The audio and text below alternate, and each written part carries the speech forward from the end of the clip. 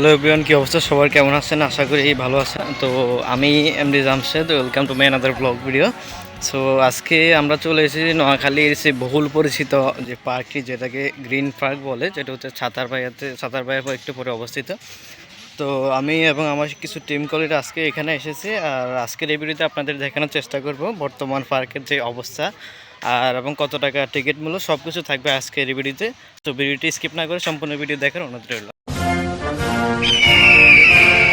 So guys, first of all বলতে হচ্ছে green park যাওয়ার জন্য আমাদের আজকের মধ্যে যাত্রা শুরু হয় নোয়াখালী মাইজি শহর থেকে, এবং যেখান থেকে জনপ্রতি 20 টাকা ভাড়া দিয়ে আমরা হচ্ছে সমুনি বাজার যাই, এবং সেখান থেকে জনপ্রতি 40 টাকা ভাড়া দিয়ে অটো কিংবা সিএনজি করে আপনারা চলে যাবেন ছাতারবাইয়া বাজার, যেটা হচ্ছে সমুনি এসআই কলেজের পাশ দিয়ে চলে যাবে। সো ফার্স্ট অফ অল পার্কে ঢোকার পর আপনাদের চোখে পড়বে মাশরুম একটা ভাস্কর্য, এবং তারপর দেখতে পাবেন ছেলেমেয়েদের শয়তানি করার জন্য দোলনা, এবং এখানে রয়েছে একটা ড্রপ টাওয়ার, যেটা হচ্ছে আপনাকে একটু উপরে তুলবে এবং আস্তে করে একটু ছেড়ে দিবে, মোটামুটি ভালো লাগে। আচ্ছা, যাই হোক, তারপরে এখানে আপনারা দেখতে পারবেন ওয়াটারফলস, যেটাকে কৃত্রিম ঝর্ণা বলে।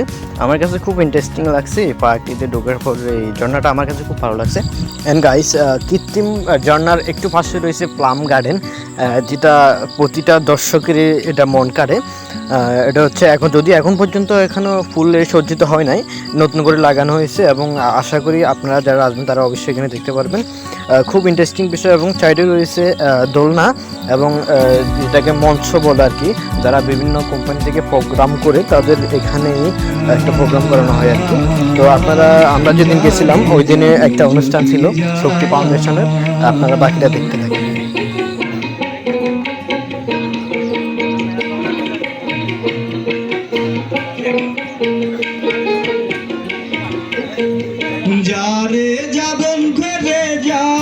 আর ওইদিকে একটা মজার কাহিনী ঘটলো, যেটা হচ্ছে আপুকে বললাম ওনার রাইটটা ভাইয়ার গায়ে লাগাই দেওয়ার জন্য, বাকিটা কি হয়ে দেখেন। তো যাই হোক, আপনারা যদি আসেন, আপনারা চাইলেও ভাইয়া এবং আপুর মতো রাইডে ঘুরতে পারবেন। আর এদিকে দেখেন আপু আটকাই দিচ্ছি এখানে। আচ্ছা, যাই হোক, নারী কিশোরকে আজকে সেটা প্রমাণ পাইলাম। সত্যি বলতে বর্তমানে নোয়াখালীর সকল দর্শনীয় স্থানের মধ্যে এই পার্কটি অন্যতম বিনোদন পার্ক হিসেবে পরিচিতি লাভ করেছে। যদিও আমি আমার আগের কিছু ব্লগ ভিডিওতে আপনাদেরকে নোয়াখালী গার্ডেন পার্ক এবং নোয়াখালী ড্রিম ওয়ার্ল্ড দেখিয়েছি, তবে এই দুইটা পার্কের চেয়ে এই নোয়াখালী গ্রিন পার্কে আমার কাছে খুব ইন্টারেস্টিং লাগছে, এবং একটা পার্কে যতগুলো সরঞ্জাম থাকা দরকার এর চেয়ে বেশি কিছু এখানে রয়েছে। এর জন্যই আজকের এই ভিডিওটি একটু বেশি ইন্টারেস্টিং হতে চলেছে।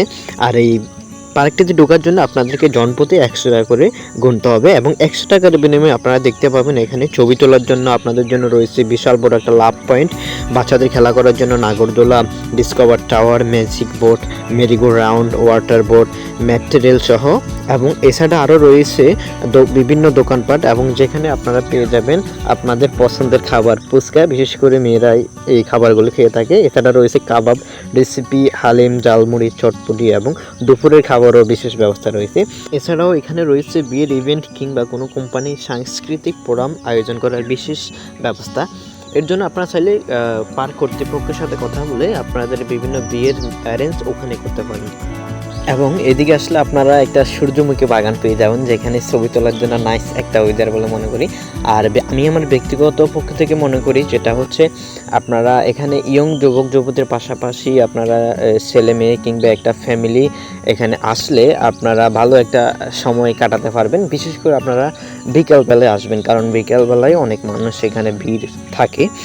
আর সর্বোপরি বলতে হচ্ছে, আমি এখন যে ভিডিও স্ক্রিনে দেখতে পাচ্ছেন এটা হচ্ছে পার্কের বাইরের সাইড। তো যারা পড়ন্ত বিকেলে একা একা বসে নিরিবিলি সময় কাটাতে চান তাদের জন্য এই জায়গাটা খুব পারফেক্ট বলে আমি মনে করি। আর এটা হচ্ছে পার্কের বাইরের সাইড। নোয়াখালীতে আমার মনে হয় এমন কোনো পার্ক হয় নাই যে পার্কের বাইরের সাইডটা এতটা মারাত্মক সুন্দর, এবং এখানে আসলে আপনারা দুইটা বড় বড় হাতি দেখতে পাবেন। সো সর্বোপরি বলতে হচ্ছে আজকের ভিডিওটি এখানে শেষ করছি, এবং ভিডিওটি যদি ভালো লেগে থাকে তাহলে অবশ্যই একটি লাইক কমেন্ট করবেন, এবং ভিডিওটি যদি আপনার কাছে বেশি ভালো লেগে থাকে তাহলে অবশ্যই একটি শেয়ার করে দেবেন। এবং আমার প্রিয় শুভাকাঙ্ক্ষী যারা আছেন তাদের প্রতি একটাই অনুরোধ থাকবে, পরবর্তীতে নেক্সট ব্লগ ভিডিও নোয়াখালী কোন জায়গায় করা যায় অবশ্যই আপনার মূল্যবান মতামত কমেন্ট বক্সে জানাবেন।